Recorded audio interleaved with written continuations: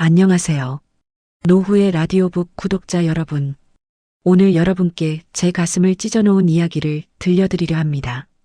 혹시 여러분은 72세의 아버지가 갑자기 30대 여자와 재혼한다고 했을 때 어떤 기분이 드실 것 같으세요?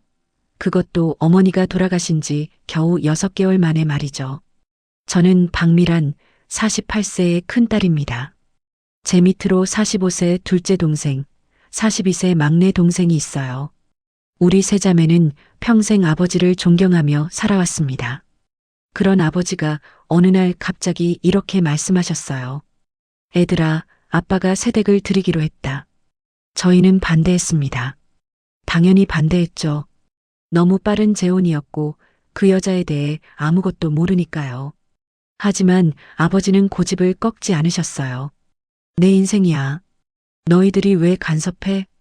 결국 아버지는 결혼식도 올리지 않고 그 여자와 같이 살기 시작하셨습니다. 그리고 한 달 후 제가 아버지 댁을 깜짝 방문했던 그날. 저는 절대 잊을 수 없습니다. 현관문을 열고 들어서는 순간 제 눈앞에 펼쳐진 광경을요. 30대로 보이는 젊은 여자가 속옷 차림으로 복도를 걸어 나왔습니다. 얇은 레이스 속옷 한 벌만 걸친 채로요. 긴 생머리를 늘어뜨린 그 여자는 저를 보더니 놀란 것도 아니고 그냥 태연하게 말했어요. 어머, 누구세요? 저는 미란이에요. 아버지 큰딸. 아, 언니셨어요? 아빠가 외출하셨는데. 아, 아빠 물 좀 갖다 드리는 중이었어요. 여자는 손에 물컵을 들고 있었어요. 하지만 이상했습니다. 단순히 물 갖다 주는 사람의 표정이 아니었어요. 뭔가 계산적인 미소였습니다. 아버지, 어디 계세요? 방에 계셔요. 그런데 언니 갑자기 오시면 아빠가 놀라시잖아요. 다음부터는 미리 연락하고. 저는 여자의 말을 무시하고 아버지 방으로 걸어갔어요. 뭔가 불안했습니다. 가슴이 두근거렸죠. 방문을 열었습니다. 그 순간 저는 비명을 지를 뻔했어요. 아버지가 침대에 묶여 계셨습니다. 정확히 말하면 양쪽 손목이 침대 프레임에 넥타이로 묶여 있었어요. 아버지는 잠옷 차림으로 침대에 누워 계셨고 얼굴은 창백했습니다. 아버지, 제가 소리치며 달려들자 뒤에서 그 여자가 급히 들어왔어요. 아, 언니, 오해하지 마세요. 오해? 이게 무슨 짓이에요? 저는 떨리는 손으로 아버지 손목에 넥타이를 풀기 시작했습니다. 아버지는 정신이 몽롱하신 것 같았어요. 미란아, 왜? 아버지, 정신 차리세요. 이 여자가 뭘 한 거예요? 그 여자, 김지혜라고 자신을 소개했던 그 여자가 웃으며 말했어요. 언니, 이건 우리 부부만의 놀이였어요. 아빠가 좋아하시는 거예요. 그치, 여보? 놀이? 저는 믿을 수 없었습니다. 72세 아버지와 30대 여자의 놀이라고? 그것도 손목을 묶는? 아버지는 고개를 끄덕이셨어요. 하지만 그 끄덕임은 확신에 찬 것이 아니라 뭔가 강요당한 것처럼 보였습니다. 맞아. 놀이야. 미란아, 걱정 마. 아버지, 정신 차리세요. 이게 정상이에요? 언니, 제가 설명할게요. 아빠가 요즘 외로워하셔서 제가 좀 특별한 방법으로. 닥치세요. 지금 당장 나가요. 저는 그 여자를 밀어냈습니다. 그리고 아버지를 부축해서 침대에 앉혔어요. 아버지의 손목에는 붉은 자국이 선명했습니다. 아버지, 이 여자가 뭘 한 거예요? 솔직하게 말씀하세요. 하지만 아버지는 고개를 저으셨어요. 아무것도. 아니야. 그냥 놀이였어. 아버지의 목소리는 힘이 없었습니다. 마치 녹음된 것처럼 감정이 없는 목소리였어요. 저는 그때 직감했습니다. 뭔가 잘못됐다고. 이 여자가 아버지에게 무언가를 하고 있다고요. 김지혜는 문 앞에서 팔짱을 끼고 저를 쳐다봤어요. 그 눈빛에는 경고가 담겨 있었습니다. 언니, 이제 그만 가보시는 게 어때요? 아빠도 피곤하시잖아요. 제가 왜 가요? 여기 우리 아버지 집인데. 우리 아빠 집이기도 해요. 전 이제 아내니까요. 언니가 여기서 소란 피우면 아빠만 힘드시잖아요. 저는 주먹을 불끈 쥐었습니다. 하지만 당장 어떻게 할 수가 없었어요.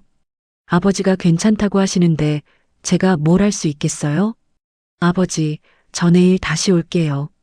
꼭이요. 미란아, 오지 마. 괜찮으니까. 아버지의 말씀이 제 가슴을 찔렀습니다. 오지 말라니요? 평생 딸들을 애지중지 키우셨던 아버지가 딸에게 오지 말라고 하시다니요. 저는 그날 집으로 돌아가는 내내 울었습니다. 뭔가 크게 잘못됐다는 걸 알았지만 어떻게 해야 할지 몰랐어요. 그날 밤 저는 두 동생들에게 긴급 연락을 했습니다. 수진아, 은영아, 당장 우리 만나야 할 것 같아. 아버지한테 큰일 났어. 둘째 수진이는 의사였고 막내 은영이는 형사였어요. 그리고 저는 변호사였죠. 우리 세 자매는 각자의 전문 분야에서 성공한 커리어 우먼들이었습니다. 다음 날 우리는 카페에서 만났어요. 제가 본 것을 다 얘기했습니다. 속옷 차림으로 돌아다니고 아버지를 침대에 묶어놨어.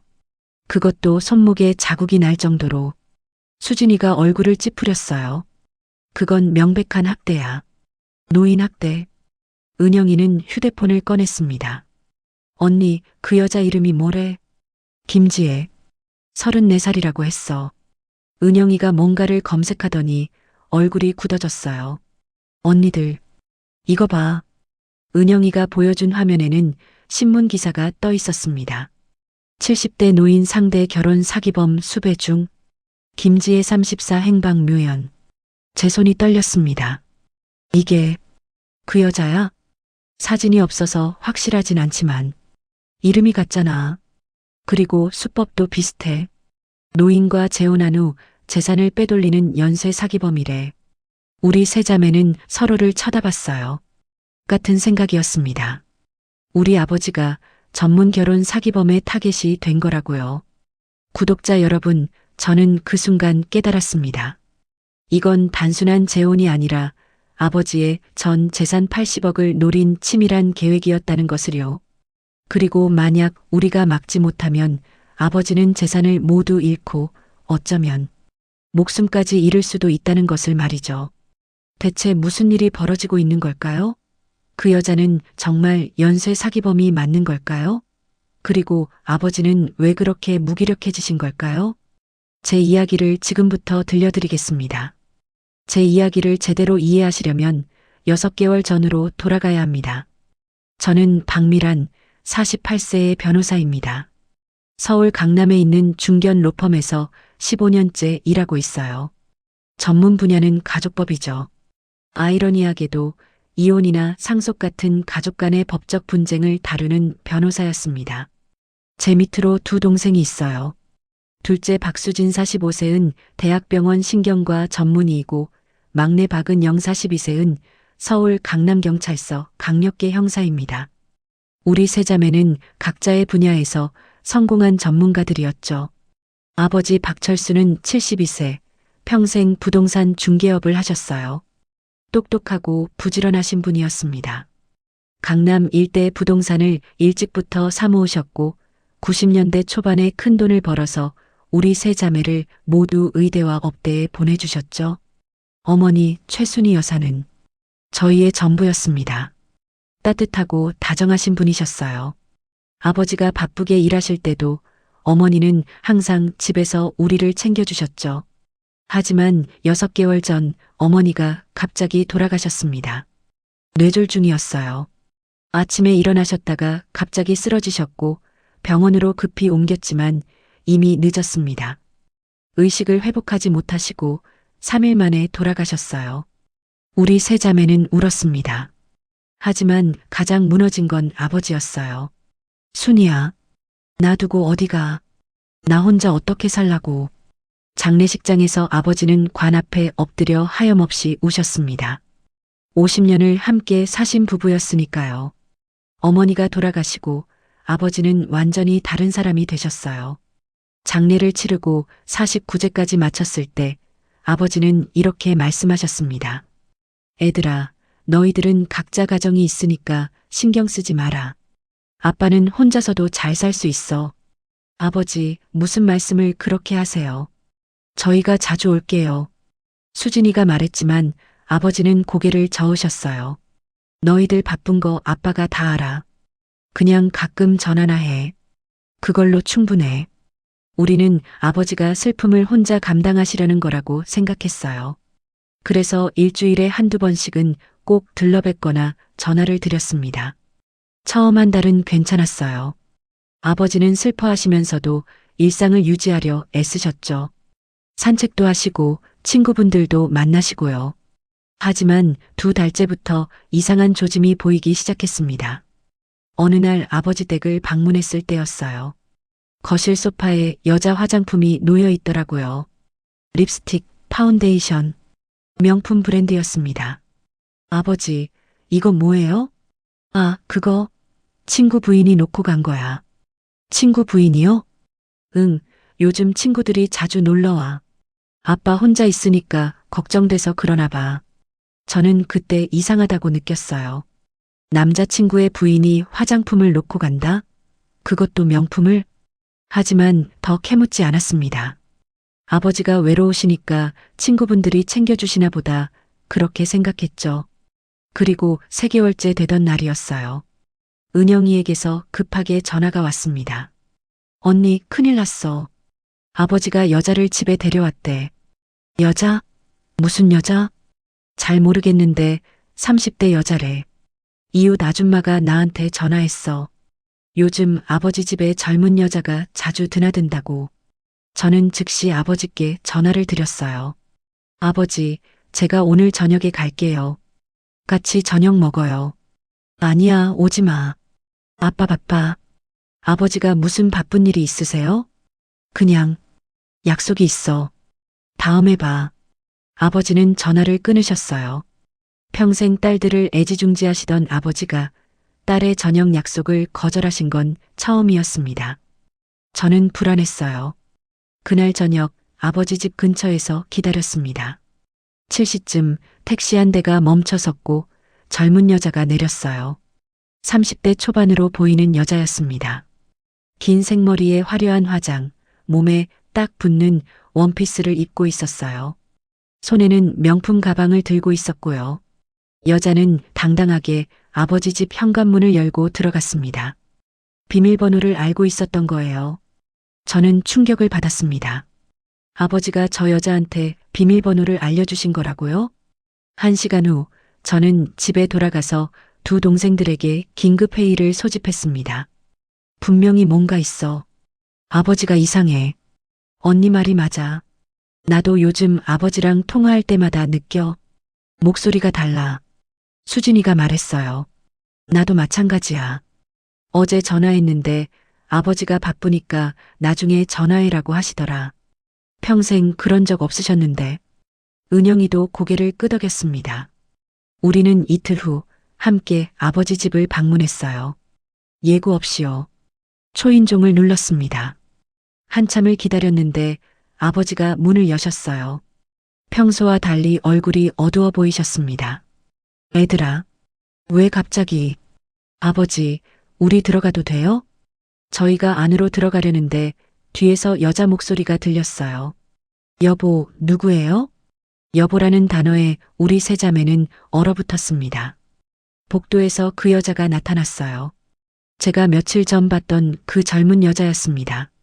집에서 편하게 입는 옷차림이었어요. 머리는 대충 묶고 화장기 없는 얼굴. 아, 딸들이세요? 안녕하세요. 저는 김지혜예요. 여자가 환하게 웃으며 손을 내밀었어요. 우리는 아무도 그 손을 잡지 않았습니다. 아버지, 이분은 누구세요? 제가 물었습니다. 아버지는 한참을 망설이시더니 말씀하셨어요. 애들아, 아빠가 할 말이 있어. 앉아봐. 우리는 거실 소파에 앉았어요. 김지혜라는 여자는 주방에서 차를 준비하고 있었습니다. 마치 이 집 주인처럼요. 미란아, 수진아, 은영아. 아빠가 재혼하기로 했어. 뭐라고요? 수진이가 벌떡 일어났습니다. 아버지, 지금 무슨 말씀하시는 거예요? 어머니 돌아가신 지 겨우 3개월밖에 안 됐는데. 나도 알아.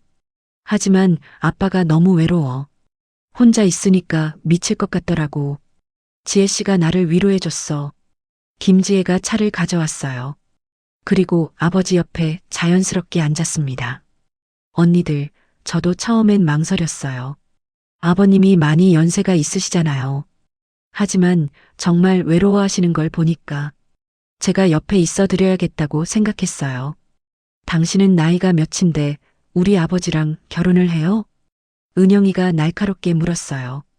형사답게 직설적이었죠. 34살이에요. 34살? 우리 아버지는 72살인데? 나이가 뭐가 중요해요? 사랑에는 나이가 없잖아요. 김지혜는 뻔뻔하게 웃었습니다. 저는 그 웃음이 소름 끼치게 느껴졌어요. 아버지, 이 여자 어디서 만나셨어요? 제가 물었습니다. 공원에서 산책하다가 우연히. 우연히요? 응. 나한테 길을 물어봐서 알려줬는데 그때부터 자주 마주쳤어. 그러다 보니 친해졌지. 너무나 전형적인 수법이었어요. 우연을 가장한 만남. 제가 변호사로 일하면서 수도 없이 본 사기극의 시작이었습니다. 아버지, 이건 너무 빨라요. 더 생각해 보세요. 결혼은 천천히 해도. 이미 결정했어. 다음 주에 혼인신고 할 거야. 혼인신고요? 결혼식도 안 하고요? 나이 먹은 사람이 결혼식을 뭐하러 해. 그냥 조용히 살 거야. 우리 세 자매는 서로를 쳐다봤어요. 이건 뭔가 잘못됐다는 확신이 들었습니다. 수진이가 입을 열었어요. 아버지, 우리 좀 더 얘기해봐요. 지혜 씨, 잠깐 자리 좀 비켜주시겠어요? 가족끼리 얘기 좀 하게요. 하지만 김지혜는 아버지 손을 꽉 잡았어요. 전 이제 가족이에요. 여기 있을 권리가 있어요. 아직 결혼도 안 했잖아요. 곧 할 건데요. 그리고 아버님이 원하시면 제가 여기 있어야죠. 안 그래요, 여보? 김지혜가 아버지를 쳐다봤어요. 아버지는 고개를 끄덕이셨습니다. 그래. 지혜 씨 있어도 돼. 얘들아, 내 결정이니까 존중해줘. 저는 그 순간 깨달았어요. 아버지가 이미 저 여자의 통제 아래에 있다는 걸요. 우리는 그날 1시간 넘게 설득했습니다. 하지만 아버지는 고집을 꺾지 않으셨어요. 오히려 화를 내셨죠. 너희들은 내 인생을 뭐라고 생각해? 너희들 허락받고 살아야 해? 나도 내 인생 살 권리 있어. 결국 우리는 아무것도 하지 못하고 나왔습니다. 차 안에서 은영이가 말했어요. 언니들, 저 여자 확실히 이상해. 내가 조사해 볼게. 응, 부탁해. 나도 주변에 수소문해 볼게. 수진이도 고개를 끄덕였어요. 나는 아버지 건강 체크를 해봐야겠어. 혹시 약물이라도 투여됐는지. 우리는 각자 할 일을 나눴습니다. 그리고 일주일 후 아버지는 정말로 김지혜와 혼인신고를 하셨어요. 우리한테 알리지도 않고요. 저희가 나중에 알게 된 건 동사무소 직원의 전화 덕분이었습니다. 따님이시죠? 아버님이 재혼 신고를 하셨는데 혹시 아셨나요? 네. 아니요, 몰랐는데요. 그냥 참고로 알려드립니다. 전화를 끊고 저는 두 동생들에게 연락했어요. 이미 혼인신고했대. 우리 몰래. 수진이가 한숨을 쉬었습니다. 이제 어떻게 해? 은영아, 조사 결과 나왔어? 응. 언니, 이거 큰일이야. 지금 카페로 와. 당장. 은영이의 목소리가 떨리고 있었어요. 1시간 후 우리는 다시 카페에서 만났습니다. 은영이가 서류 뭉치를 꺼냈어요. 언니들, 김지혜, 이 여자, 연쇄 사기범이야. 뭐? 경찰 데이터베이스 조회했어. 김지혜라는 이름으로 5건의 수배령이 떨어져 있어. 70대 노인들 상대로 결혼 사기를 쳤대. 은영이가 보여준 자료에는 충격적인 내용들이 가득했어요. 2019년부터 지금까지 5명의 노인 남성과 결혼했어. 결혼 후 평균 6개월에서 1년 안에 남자들이 사망했고 김지혜는 전 재산을 상속받아서 사라졌대. 총 피해액이 60억 원 넘어. 사망이라고? 자연사야? 수진이가 물었어요. 대부분 심장마비나 뇌졸중으로 기록돼 있어. 하지만 경찰은 의심하고 있어. 약물 투여 가능성을 조사 중이래. 그런데 시신을 화장해버려서 증거를 찾기 힘들대. 저는 온몸에 소름이 돋았습니다. 그럼 우리 아버지도? 응. 6번째 타겟이야, 언니. 우리가 막지 못하면 아버지도 1년 안에. 은영이는 말을 잇지 못했어요. 우리 세 자매는 침묵했습니다. 아버지가 위험하다는 걸 확실히 알았으니까요. 당장 경찰에 신고해야 돼. 제가 말했지만 은영이가 고개를 저었어요. 그게 문제야. 수배령이 떨어진 김지혜는 다른 사람이야. 사진도 없고 주민번호도 달라. 우리 아버지랑 결혼한 김지혜는 위조 신분일 가능성이 높아. 그럼 어떻게 해? 증거를 모아야 돼. 저 여자가 같은 사람이라는 증거, 그리고 아버지를 해치려 한다는 증거. 수진이가 입을 열었어요. 나는 아버지 혈액 검사를 몰래 해볼게. 약물 투여 여부를 확인해야 해. 좋아. 나는 법적으로 혼인 무효 소송 준비할게. 사기 결혼이라는 걸 증명하면 돼. 저도 제 역할을 정했습니다. 그리고 저 여자 뒤에 조직이 있을 거야. 혼자서는 못해. 변호사, 의사, 누군가가 도와주고 있을 거야. 은영이의 말이 맞았어요. 이런 범죄는 절대 혼자 할 수 없습니다. 우리는 그날 결심했습니다. 아버지를 지켜내겠다고. 그 여자로부터, 그 조직으로부터 무슨 수를 써서라도요. 하지만 저희는 그때 몰랐습니다. 김지혜와 그녀의 조직이 얼마나 치밀하고 잔인한지를요. 그리고 아버지가 이미 얼마나 깊은 함정에 빠져 있는지를 말이죠. 우리 세 자매가 김지혜의 정체를 알게 된 다음 날, 저는 혼자 아버지 집을 다시 찾아갔습니다. 오전 10시였어요. 아버지는 보통 이 시간에 산책을 하러 나가시곤 했거든요. 김지혜가 혼자 있을 거라고 예상했습니다. 초인종을 눌렀어요. 한참을 기다렸는데 문이 열렸습니다. 김지혜였어요. 얇은 실크 가운만 걸친 차림이었습니다. 머리는 헝클어져 있었고 화장기 없는 얼굴에는 피곤한 기색이 역력했어요. 언니, 왜 또 왔어요? 아버지 어디 계세요? 주무세요. 어젯밤에 많이 피곤하셨나 봐. 어젯밤에 그 단어가 제 신경을 건드렸습니다. 깨워드릴게요. 안 돼요. 아버님 쉬셔야 한다고요. 김지혜가 제 앞을 막아섰어요. 하지만 저는 그녀를 밀치고 안으로 들어갔습니다. 아버지 방으로 향했어요. 문을 열었습니다. 그리고 또다시 저는 충격적인 광경을 봤습니다. 아버지가 침대에 누워 계셨는데 양쪽 손목에 붉은 자국이 선명했어요. 전에 봤던 것보다 더 심했습니다. 멍이 들어 있었고 일부는 까져서 피딱지가 앉아 있었어요. 아버지, 제가 달려가 아버지를 흔들었습니다. 아버지는 천천히 눈을 뜨셨어요. 하지만 눈빛이 흐릿했습니다. 초점이 없었어요. 미란아, 내가 왜? 아버지, 정신 차리세요. 손목 이게 뭐예요? 뒤에서 김지혜가 들어왔어요. 언니 설명할게요. 아버님이 밤에 몽유병이 있으셔서. 거짓말 마세요. 저는 아버지의 손목을 사진으로 찍었어요. 김지혜가 제 휴대폰을 빼앗으려 했지만 이미 늦었습니다. 언니, 지금 뭐 하는 거예요? 증거 확보하는 거예요. 당신이 우리 아버지를 학대하고 있다는 증거. 학대? 말도 안 돼. 난 아버님을 사랑해요. 사랑? 72살 노인을 침대에 묶어놓는 게 사랑이에요? 제 목소리가 커졌어요. 아버지가 신음하시며 말씀하셨습니다.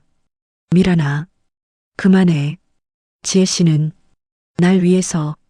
아버지, 정신 차리세요. 이 여자는 사기꾼이에요. 뭐라고? 연쇄 결혼 사기범이라고요. 지난 5년간 5명의 노인을 죽이고 재산을 훔쳤어요. 김지혜의 얼굴이 싹 굳어졌습니다. 증거라도 있어요? 있어요. 경찰 수배 기록 다 있어요. 그건 동명이인일 거예요. 세상에 김지혜가 한둘인가요? DNA 검사하면 알 수 있죠. 김지혜는 비웃었어요. 마음대로 하세요. 전 결백해요. 하지만 그녀의 눈빛은 흔들리고 있었습니다. 뭔가 숨기고 있다는 걸 느낄 수 있었어요. 아버지, 저랑 병원 가요. 건강검진 받으셔야 해요. 병원? 난 아픈 데 없어. 손목이 이런데 안 아프세요? 혈액 검사라도 해봐야죠. 필요 없어. 미란아, 넌 왜 이러니? 아빠를 믿지 못하겠어? 아버지의 목소리에는 힘이 없었어요. 마치 녹음된 것처럼 기계적이었습니다. 저는 그때 확신했습니다. 아버지가 약물에 중독되어 있다고요. 아버지, 제발요. 수진이가 검사해 드릴게요. 언니니까 괜찮잖아요. 수진이? 수진이는 바쁜 애야. 괜히 패 끼치지 마. 패가 아니에요. 아버지 건강이 중요한데.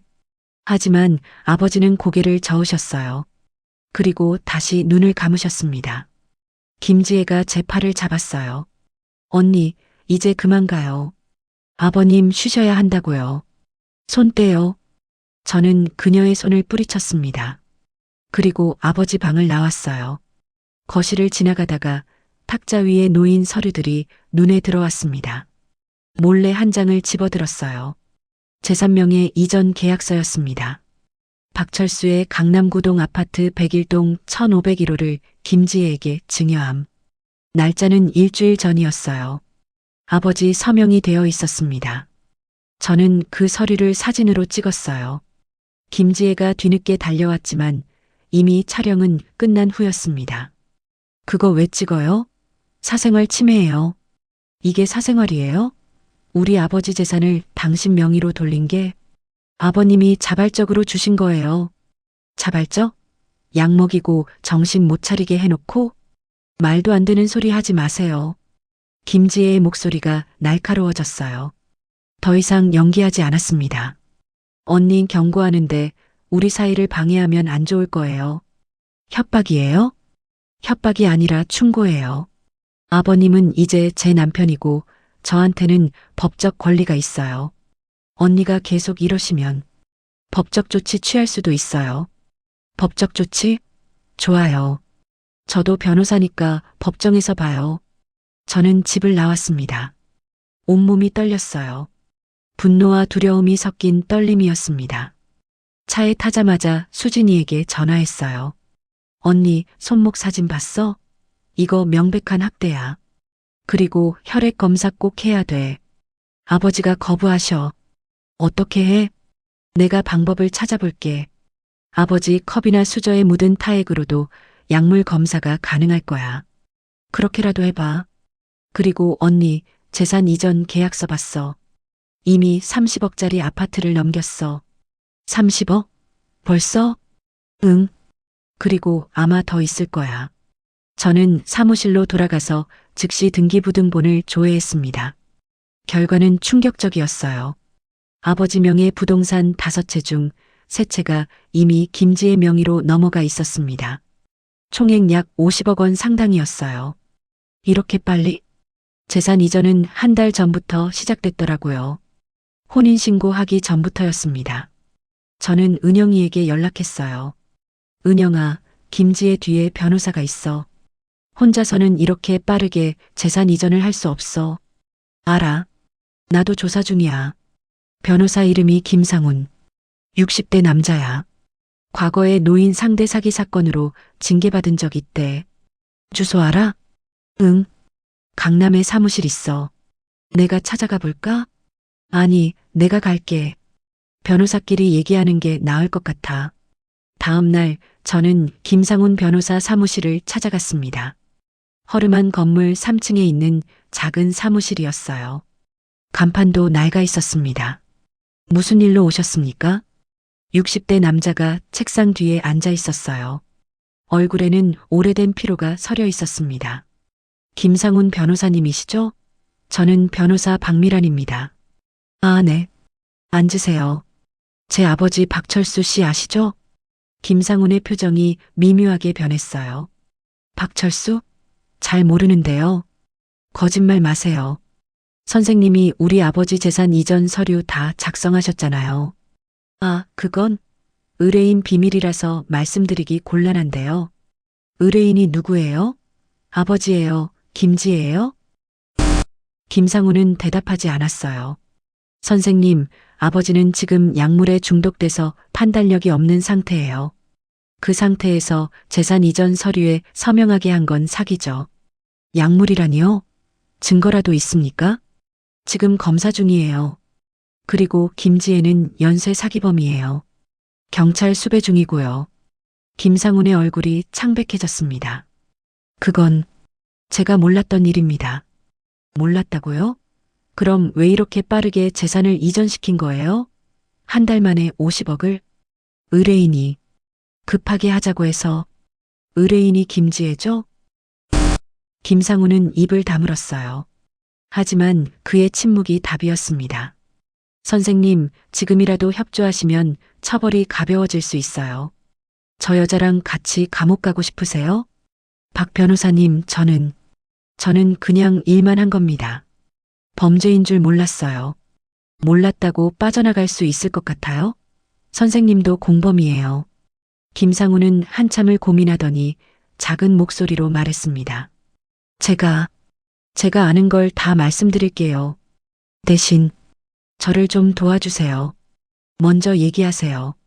김상우는 떨리는 손으로 서랍을 열었어요. 그리고 파일을 하나 꺼냈습니다. 김지혜, 그 여자는 조직의 일원입니다. 저 혼자가 아니에요. 의사, 장의사, 보험 설계사, 다 한 팀이에요. 의사요? 네. 약물을 처방해주는 의사가 있어요. 수면제, 진정제, 노인들을 무기력하게 만드는 약들이죠. 이름이 뭐예요? 이준호. 50대 내과 의사입니다. 강남에 개인 병원 운영해요. 저는 메모했습니다. 장의사는요? 최덕구. 60대 화장장 운영해요. 시신을 빨리 화장해서 증거를 없애는 역할이죠. 보험 설계사는 정미숙. 40대 여자. 노인들한테 고액 보험을 들게 하고 수익자를 김지혜로 바꿔요. 저는 모든 이름을 적었습니다. 이 사람들이 다 공모해서 노인들을 죽인 거예요? 저는 죽이는 건 몰랐어요. 진짜예요. 저는 그냥 서류만. 거짓말 마세요. 지난 5명이 다 1년 안에 죽었는데 몰랐다고요? 김상우는 고개를 숙였습니다. 죄송합니다. 저도 돈이 필요했어요. 빚이 많아서 저는 역겨웠어요. 하지만 지금은 정보가 더 필요했습니다. 우리 아버지도 같은 계획이죠? 네. 보험금이 30억이에요. 수익자는 김지혜고요. 30억? 네. 아버님 모르게 가입했어요. 서명은 위조하고 저는 주먹을 쥐었어요. 이 사람들은 아버지를 죽일 계획까지 세워놓았던 겁니다. 언제 실행할 예정이에요? 3개월 후. 보험금 면책 기간이 지나면. 3개월. 저는 시간이 얼마 없다는 걸 깨달았습니다. 이 파일 제게 주세요. 그리고 경찰 조사에 협조하세요. 알겠습니다. 대신 제 처벌을 좀. 그건 법원이 결정할 일이에요. 저는 파일을 들고 사무실을 나왔습니다. 차에 타자마자 은영이에게 전화했어요. 은영아, 조직 멤버 다 파악했어. 의사 이준호, 장의사 최덕구, 보험 설계사 정미숙, 변호사 김상훈. 넷이서 한 팀이야. 대박. 언니, 이거 큰 사건이네. 당장 수사 시작해야겠어. 그런데 은영아, 시간이 없어. 3개월 후면 아버지를. 알아. 최대한 빨리 움직일게. 전화를 끊고 저는 수진이에게도 연락했어요. 언니, 약물 처방하는 의사 찾았어. 이준호라는 사람이야. 이준호? 잠깐. 그 사람 나 알아. 뭐? 우리 병원 출신이야. 10년 전에 의료사고로 잘렸어. 환자한테 과다 처방해서. 역시 우리는 퍼즐이 맞춰지고 있다는 걸 느꼈어. 그리고 그날 저녁 은영이가 중요한 정보를 가져왔습니다. 언니들, 과거 피해자 가족 찾았어. 한 분이 만나주시기로 했어. 정말? 응. 내일 오후 2시에 카페에서 만나기로 했어. 다음 날 우리 세 자매는 카페에서 피해자 유가족을 만났습니다. 60대 할머니였어요. 이름은 김순자 씨. 2년 전에 남편을 잃으셨다고 했습니다. 제 남편이 그 여자 때문에 죽었어요. 할머니는 눈물을 흘리며 말씀하셨어요. 어떻게 만나셨어요? 공원에서 산책하다가 우연히 만났대요. 아내 잃고 외로워하던 참이었거든요. 똑같은 수법이었습니다. 그리고 석 달 만에 결혼했어요. 우리 자식들이 반대했지만 듣지 않았어요. 내 인생이다라면서 우리 아버지와 똑같았어요. 결혼하고 6개월 만에 남편이 갑자기 심장마비로 쓰러졌어요. 병원에 갔지만 이미 늦었대요. 약물 검사는 안 했나요? 수진이가 물었어요. 했죠. 하지만 아무것도 안 나왔대요. 그 여자가 워낙 교묘하게. 재산은요? 다 가져갔어요. 50억? 남편 평생 모은 돈. 다. 김순자 할머니는 오열했습니다. 그리고 그 여자는 장례식 끝나자마자 사라졌어요. 연락도 안 되고 경찰에 신고했지만 증거가 없대요. 저희는 할머니를 위로했습니다. 하지만 속으로는 공포를 느꼈어요. 우리 아버지도 저렇게 될 수 있다는 걸. 할머니, 우리가 꼭 그 여자 잡을게요. 그리고 다시는 이런 일이 없도록 할게요. 제발, 제발 부탁드려요. 다른 가족은 우리처럼 당하지 않게. 할머니와 헤어지고 우리는 차에 앉아 있었어요. 한참 동안 아무도 말하지 않았습니다. 수진이가 먼저 입을 열었어요. 우리 실패하면 안 돼. 아버지가 저렇게 되면 실패 안 해. 절대로. 제가 단호하게 말했습니다. 우리가 증거를 모아서 저 조직 전체를 무너뜨릴 거야. 그리고 아버지를 구해낼 거야. 어떻게? 은영이가 물었어요. 김지혜를 함정에 빠뜨리는 거야. 더 큰 미끼로. 무슨 미끼? 더 부자 노인. 100억 가진 노인. 수진이가 눈을 크게 떴어요. 설마 가짜로? 응. 우리가 배우를 섭외해서 100억 재산 가진 80세 노인 역할을 시킬 거야. 김지혜가 아버지를 버리고 그 노인한테 접근하게 만드는 거지. 그럼 아버지는 안전해지는 거야. 그리고 우리는 김지혜가 새 타겟한테 접근할 때 모든 걸 녹음하고 촬영해서 증거를 확보하는 거야. 은영이가 고개를 끄덕였어요. 좋아. 위험하지만 이게 최선일 것 같아. 우리는 그날부터 작전을 준비하기 시작했습니다. 하지만 그 전에 아버지의 상태부터 확인해야 했어요. 수진이가 아버지 집에 몰래 들어가서 아버지가 쓰시는 컵을 가져왔습니다. 그리고 병원 검사실에서 약물 검사를 의뢰했어요. 이틀 후 결과가 나왔습니다. 언니, 아버지 혈액에서 수면제 성분이 나왔어. 그것도 고농도로. 수진이의 목소리가 떨렸어요. 어느 정도야? 처방 용량의 3배. 이 정도면 판단력이 제대로 안 서. 그리고 장기간 복용하면 뇌 손상도 올 수 있어. 저는 눈앞이 캄캄해졌습니다. 아버지가 매일 약물에 중독되고 있었던 거예요. 김지혜가 음식이나 물에 타서 먹이고 있었던 겁니다. 즉시 끊어야 해. 응, 하지만 아버지가 김지혜 말만 들으시잖아. 우리가 뭐라고 해도. 그럼 강제로라도 떼어놓아야 돼. 하지만 말처럼 쉽지 않았어요. 아버지는 법적으로 성인이고 김지혜는 법적 배우자였으니까요. 우리에게는 시간이 없었습니다. 3개월 후면 김지혜는 아버지를 죽이려 할 거고 그 전에 우리가 뭔가를 해야 했어요. 저는 그날 밤 혼자 아버지 집 앞에서 차 안에 앉아 있었습니다. 불이 켜진 창문을 바라보며 생각했어요. 저 안에서 지금 무슨 일이 벌어지고 있을까? 아버지는 안전하실까? 김지혜가 또 무슨 짓을 하고 있을까?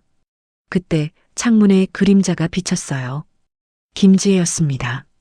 그리고 옆에 남자 그림자가 하나 더 있었어요. 남자? 저는 망원경을 꺼내서 창문을 들여다봤습니다. 김지혜가 남자와 포옹하고 있었어요. 키스까지 하고 있었습니다. 저는 급히 휴대폰으로 사진을 찍었어요. 증거를 남겨야 했으니까요. 남자의 얼굴이 보였습니다. 40대 초반으로 보이는 남자였어요. 잘생긴 얼굴이었습니다. 누구지? 저는 그 사진을 은영이에게 보냈어요. 이 남자 누군지 조회 좀 해줘. 1시간 후 은영이에게서 답이 왔습니다. 언니, 이 남자 조직의 또 다른 멤버야. 이름은 박진우. 35세. 김지혜랑 실제로 연인 사이래. 돈은 김지혜가 벌고 박진우는 그걸 세탁하는 역할이래. 저는 모든 게 연결됐다는 걸 깨달았어요. 김지혜는 아버지를 사랑한 게 아니었어요. 처음부터 돈만 노렸던 거죠. 그리고 진짜 사랑하는 사람은 따로 있었던 겁니다. 저는 사진을 더 찍었어요. 두 사람이 소파에서 애무하는 장면, 옷을 벗는 장면, 모두 증거였습니다. 이 증거들이 나중에 법정에서 김지혜의 진짜 얼굴을 보여줄 거예요. 저는 그날 밤 다짐했습니다. 반드시 저 여자를 잡겠다고, 그리고 아버지를 구하겠다고. 하지만 저희는 그때 몰랐습니다. 김지혜가 이미 우리를 경계하고 있다는 것을, 그리고 훨씬 더 빠르게 움직이려 한다는 것을요. 그리고 일주일 후 저희에게 청천벽력 같은 소식이 날아왔습니다. 아버지가 쓰러지셨다는 연락이었어요. 따님이시죠? 아버님이 응급실에 계십니다. 빨리 오세요. 병원에서 온 전화였어요. 저는 손에 들고 있던 서류를 떨어뜨리고 즉시 병원으로 달려갔습니다. 응급실에 도착했을 때 수진이가 이미 와 있었어요. 의사 가운을 입은 채로 창백한 얼굴을 하고 있었습니다. 언니, 아버지는 어떻게 된 거야? 약물 과다 복용. 의식을 잃고 쓰러지셨대. 뭐? 저는 응급실 안으로 뛰어들어갔어요. 아버지는 침대에 누워 계셨고 온몸에 선이 연결돼 있었습니다. 산소 마스크를 쓰고 계셨어요. 아버지. 제 목소리에 아버지는 눈을 살짝 뜨셨습니다. 하지만 초점이 없었어요. 미란아, 내가 왜 여기? 아버지, 정신 차리세요. 의사가 저를 제지했습니다. 보호자시죠? 환자분 혈액 검사 결과 수면제와 진정제가 과다하게 검출됐습니다. 장기간 복용하신 것 같은데 오늘 갑자기 양이 너무 많아서 의식을 잃으신 것 같아요. 얼마나 많이요? 치사량에 가까운 수준입니다. 조금만 더 늦었으면. 저는 온몸이 얼어붙었어요. 김지혜가 아버지를 죽이려 한 거였어요. 계획보다 일찍. 지금은 괜찮으세요? 위세척을 했고 해독제를 투여했습니다. 다행히 빨리 오셔서 생명은 건졌어요. 하지만 며칠은 입원하셔야 합니다. 알겠습니다. 감사합니다. 수진이가 제 옆으로 왔어요. 언니, 김지혜가 한 거야. 오늘 아침에 아버지 물에 약을 탔을 거야. 그것도 한꺼번에 많이. 왜 갑자기? 계획은 3개월 후였잖아. 우리 때문이야. 우리가 조사하는 걸 알았나 봐. 그래서 서두른 거지. 저는 주먹을 쥐었어요. 김지혜. 저 여자는 정말 살인마였습니다. 김지혜는 어디 있어? 집에 없대. 연락도 안 된대. 도망쳤구나. 바로 그때 은영이가 응급실로 뛰어들어왔습니다. 언니들, 김지혜 집에서 나온 거 확인했어. 큰 가방 들고. 지금 추적 중이야. 잡아야 돼. 절대 놓치면 안 돼. 경찰 총동원했어. 곧 잡을 거야. 하지만 저는 불안했어요. 김지혜는 이미 5번이나 도망쳤던 전문가였으니까요. 은영아, 조직원들도 다 잡아야 해. 김지혜만 잡으면 소용없어. 알아. 동시에 움직이고 있어. 의사 이준호, 변호사 김상훈, 장의사 최덕구, 보험 설계사 정미숙, 연인 박진우.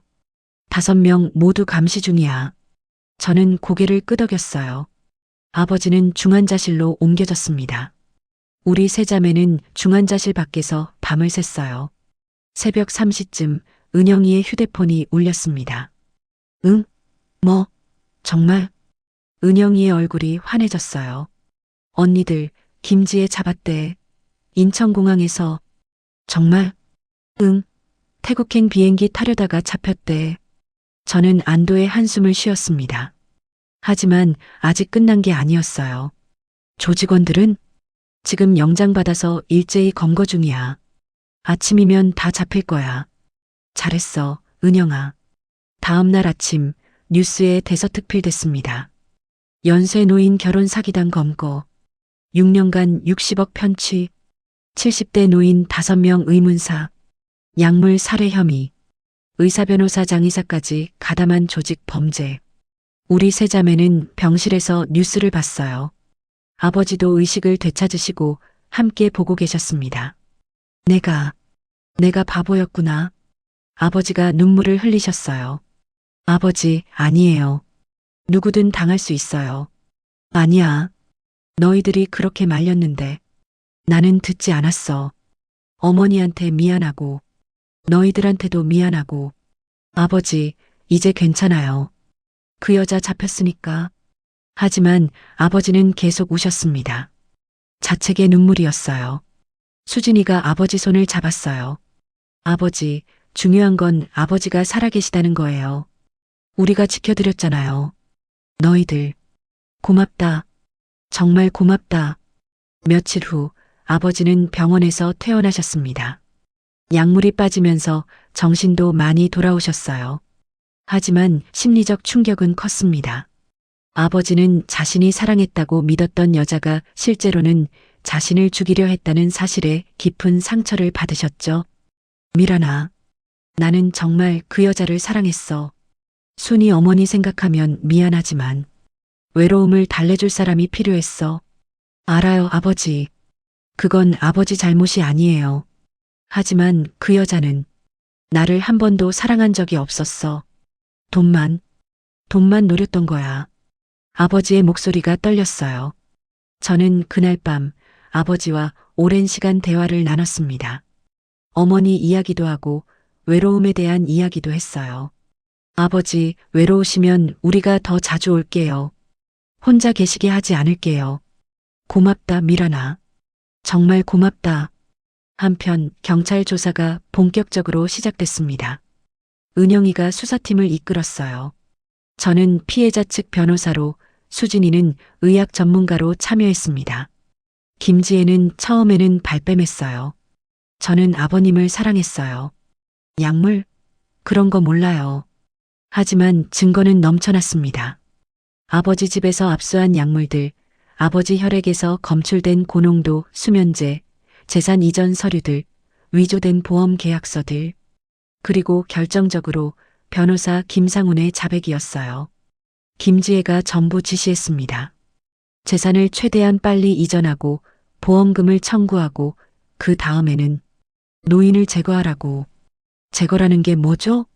검사가 물었어요. 죽이는 거죠. 약물로. 자연사처럼 보이게. 법정이 술렁였습니다. 의사 이준호도 자백했어요. 제가 수면제와 진정제를 과다 처방했습니다. 김지혜가 돈을 줬어요.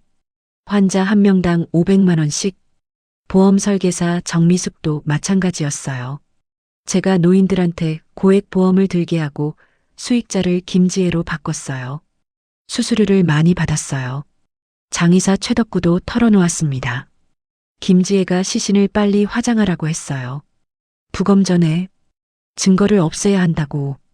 연인 박진우는 끝까지 발뺌했지만 계좌 추적으로 돈 세탁 증거가 확보됐어요. 모든 조직원들의 증언이 김지혜를 가리켰습니다. 하지만 김지혜는 여전히 부인했어요. 다들 저한테 죄를 뒤집어 씌우는 거예요. 저는 아무것도 안 했어요. 그때 제가 증거를 제출했습니다. 김지혜와 박진우가 아버지 집에서 포옹하고 키스하는 사진들이었어요. 피고인은 피해자를 사랑했다고 주장했습니다. 하지만 동시에 다른 남자와 불륜 관계를 유지했습니다. 이것이 진짜 사랑일까요? 사진들이 스크린에 나타났습니다. 법정이 다시 술렁였어요. 김지혜의 얼굴이 창백해졌습니다. 그건. 그리고 피고인이 과거 5명의 노인과 결혼했다는 기록도 있습니다. 모두 1년 안에 사망했고 피고인은 매번 수십억의 재산을 상속받았습니다. 저는 과거 피해자들의 자료를 제출했어요. 2019년 최모 씨 70세. 결혼 8개월 후 심장마비로 사망. 상속액 10억. 2020년 박모 씨 75세. 결혼 6개월 후 뇌졸중으로 사망. 상속액 15억. 2021년 김모 씨 68세. 결혼 10개월 후 급성 신부전으로 사망. 상속액 8억. 2022년 이모 씨 72세. 결혼 7개월 후 심장마비로 사망. 상속액 12억. 2023년 정모 씨 74세. 결혼 9개월 후 뇌출혈로 사망. 상속액 15억. 총 5명. 총 피해액 60억 원. 그리고 2024년 6번째 타겟이 저희 아버지 박철수 씨였습니다. 법정은 숨소리조차 들리지 않을 만큼 조용했어요. 이것이 우연일까요? 아니면 계획된 연쇄살인일까요? 김지혜는 고개를 숙이고 있었습니다. 검사가 최종 변론을 했어요. 피고인 김지혜는 6년에 걸쳐 조직적으로 노인들을 대상으로 결혼 사기를 저질렀으며 5명을 약물로 살해했습니다. 극악무도한 범죄입니다. 무기징역을 구형합니다. 판사가 판결을 내렸습니다. 피고인 김지혜, 살인죄, 사기죄, 문서 위조죄 등으로 징역 30년을 선고합니다.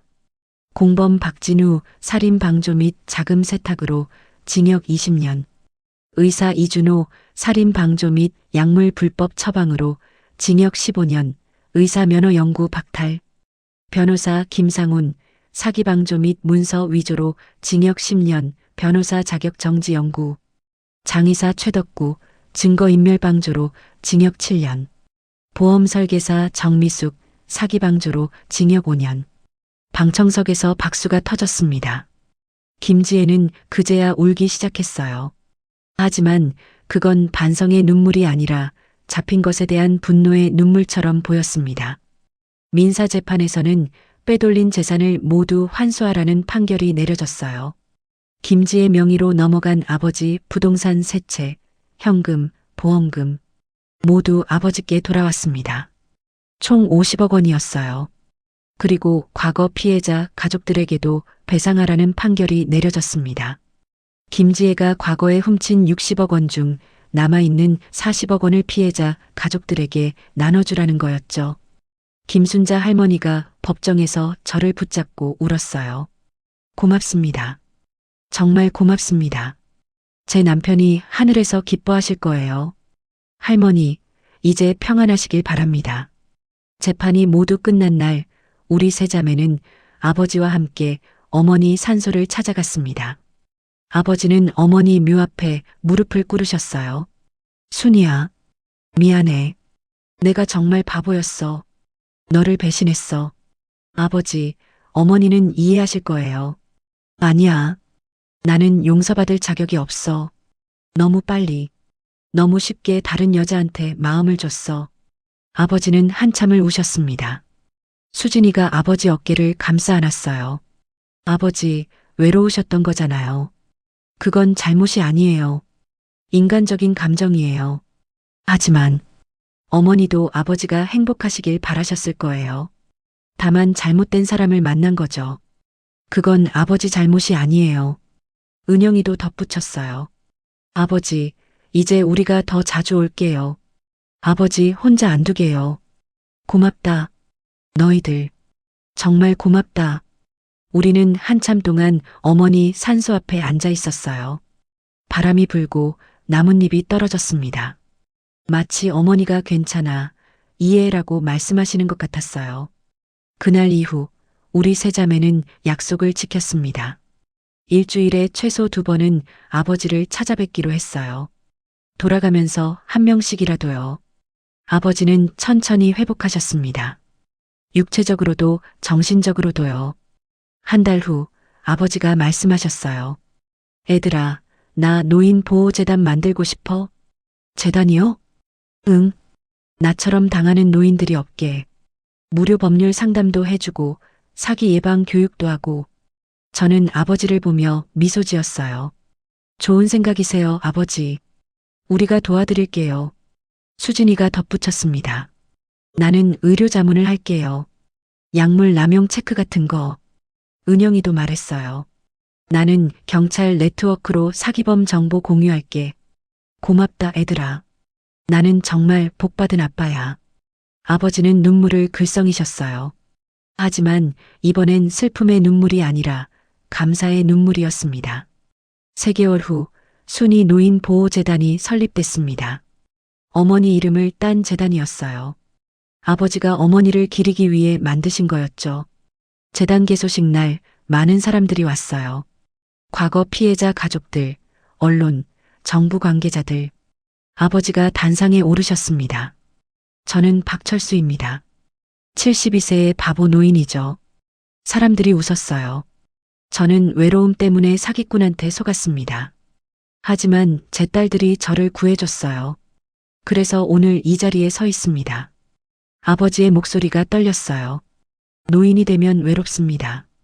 자식들은 바쁘고 친구들은 하나둘 떠나가고 그 외로움이 얼마나 무서운지 아십니까?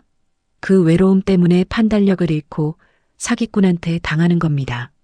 사람들이 고개를 끄덕였어요. 이 재단은 그런 노인들을 보호하기 위해 만들어졌습니다.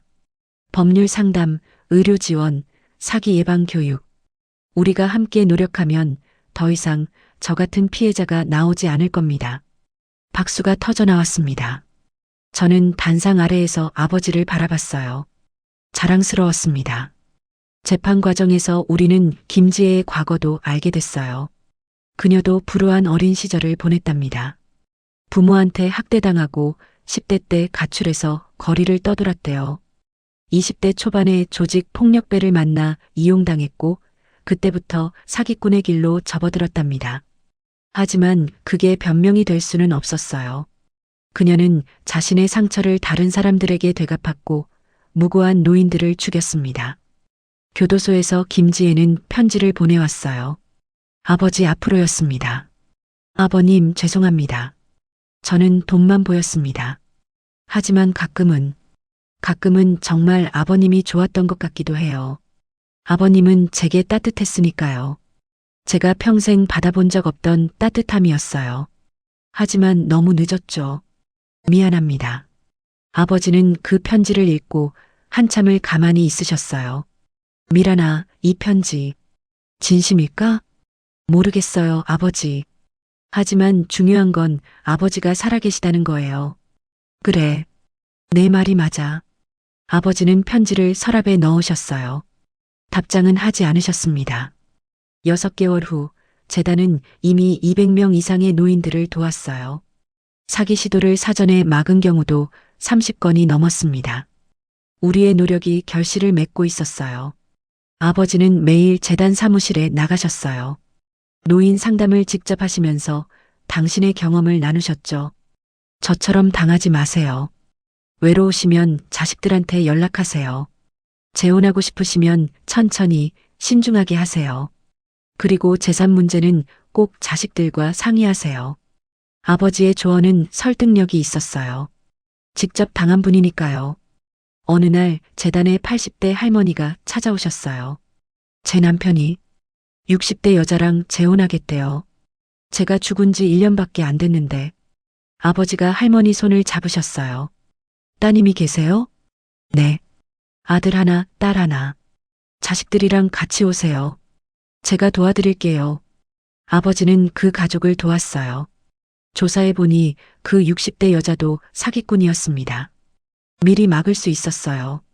할머니가 감사 인사를 하러 왔을 때 아버지는 이렇게 말씀하셨어요. 저도 당했던 사람입니다. 그래서 더 잘 알아요. 이제 저 같은 피해자가 나오면 안 되잖아요. 할머니는 아버지 손을 꽉 잡고 우셨어요. 저는 그 모습을 보면서 깨달았습니다. 아버지는 당신의 상처를 다른 사람들을 돕는 힘으로 바꾸셨다는 것을요. 그리고 1년 후 재단은 정부로부터 표창을 받았어요. 노인 인권 보호에 기여한 공로로요. 시상식 날 우리 세 자매는 아버지와 함께 갔습니다. 아버지가 상을 받으실 때 저희는 뒤에서 박수를 쳤어요. 우리 아버지 자랑스럽다. 수진이가 속삭였어요. 응, 정말. 은영이도 고개를 끄덕였죠. 저는 눈물이 났어요. 기쁨의 눈물이었습니다. 그날 밤 우리는 아버지와 함께 어머니 산소를 다시 찾았어요. 순이야, 봤어? 우리 딸들이 나를 구해줬어. 그리고 나는 이제 다른 사람들을 돕고 있어. 내 이름으로 만든 재단으로. 아버지는 어머니 묘비를 쓰다듬으셨어요. 미안해, 순이야. 그리고 고마워. 좋은 딸들을 낳아줘서. 우리는 한참 동안 그렇게 서 있었어요. 가족이 함께 어머니를 기리면서요. 바람이 불었습니다. 따뜻한 바람이었어요. 그로부터 1년이 흘렀습니다. 구독자 여러분, 제 이야기가 어떻게 끝났는지 궁금하시죠? 지금부터 들려드릴게요. 지금 저는 아버지와 함께 공원을 걷고 있습니다. 가을 햇살이 따뜻해요. 아버지는 제 팔짱을 끼고 천천히 걷고 계세요. 미란아, 오늘 재단에 80대 할아버지가 오셨어. 70대 여자한테 청혼받았다면서. 그래서요? 내가 조언해드렸지. 천천히 알아가라고, 서두르지 말라고. 그리고 자식들한테 꼭 상의하라고. 잘하셨어요, 아버지. 아버지는 웃으셨어요. 예전에 그 따뜻한 미소였습니다. 김지혜 사건 이후 아버지는 완전히 다른 사람이 되셨어요. 아니, 원래의 아버지로 돌아오셨다고 하는 게 맞겠네요.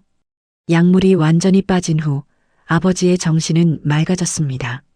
수진이가 정기적으로 건강검진을 해드렸고 다행히 뇌 손상은 없었어요. 몸도 많이 회복되셨습니다. 하지만 정신적 상처는 깊었어요. 처음 몇 달은 우울증으로 힘들어 하셨습니다. 사랑했다고 믿었던 사람이 실제로는 자신을 죽이려 했다는 사실이 얼마나 충격적이었을까요? 미란아, 내가 그때 정말 죽을 뻔했지? 네, 아버지. 그럼 너희들이 나를 구한 거네? 그렇죠. 고맙다. 정말 고맙다. 아버지는 매번 이렇게 말씀하셨어요. 저희가 그만하세요라고 해도 계속 고마워하셨습니다. 순이 노인보호재단은 이제 전국적으로 유명해졌어요.